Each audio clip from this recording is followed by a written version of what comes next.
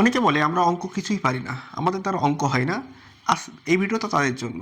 আসলে এই অঙ্ক এমন একটা সাবজেক্ট, যেই সাবজেক্টটা শুধুমাত্র প্র্যাকটিসের উপরে নির্ভর করে। প্র্যাকটিস করতে হবে এবং বুঝে নিতে হবে, বুঝে বুঝে প্র্যাকটিস করা, এটা একটা গুরুত্বপূর্ণ জিনিস। অন্যান্য সাবজেক্টগুলো ডিটে মুখস্থ করলে আমাদের হয়ে যাচ্ছে, কিন্তু অঙ্কের ক্ষেত্রে আমরা মুখস্থ করে বেশি দিন রাখতে পারি না। এই জন্য আমাদের কী করতে হবে? প্র্যাকটিস করতে হবে।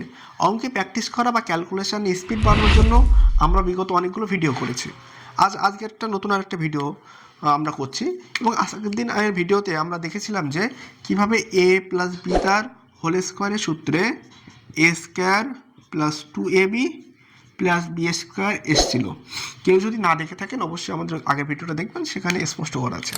অঙ্কের মূল মন্ত্রই হচ্ছে প্র্যাকটিস। এখন প্র্যাকটিস আমাদেরকে করতেই হবে। প্র্যাকটিস করার জন্য আমরা কীভাবে প্র্যাকটিস করতে পারি? দেখা যাচ্ছে যে আমরা এখানে সংখ্যাটা চেঞ্জ করে প্র্যাকটিস করতে, এবি আছে, আমরা এম এন দিয়ে প্র্যাকটিস করতে পারি।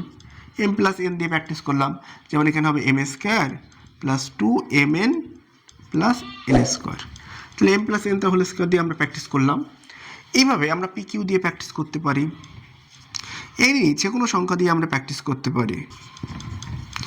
যে কোনো মোটামুটি 4-5টা সংখ্যা দিয়ে আমরা এইভাবে ডেইলি প্র্যাকটিস করব।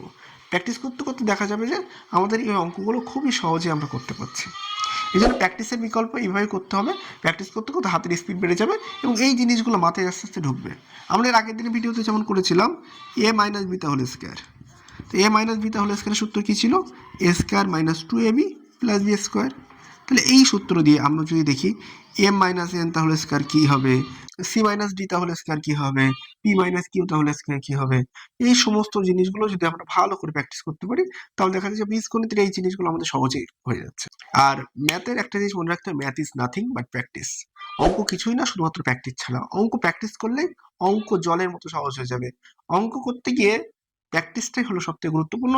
এবং প্র্যাকটিসের ক্ষেত্রে জিনিসটাকে বুঝে নিতে হবে, আমি কি লিখছি, কিভাবে করছি, এই লাইনটা আমার এইভাবে যেহেতু হয়েছে, এই লাইনটা আমি কিভাবে এইভাবে লিখবো, একটার সঙ্গে একটা অনেকটা রিলেটেড। অন্যান্য বিষয়গুলো কি হয়, পুরো সম্পূর্ণটাই মুখস্থ করতে হয়, কিন্তু অঙ্কের ক্ষেত্রে একটা লাইন মুখস্থ করলে আর একটা লাইন বুঝে বুঝে করা যায়। এই হচ্ছে অঙ্কের একটা সুবিধা, ফ্যাসিলিটি। এই জন্য অঙ্কের ক্ষেত্রে জিনিসটা বুঝতে হবে এবং বুঝে বুঝে কাজ করতে হবে।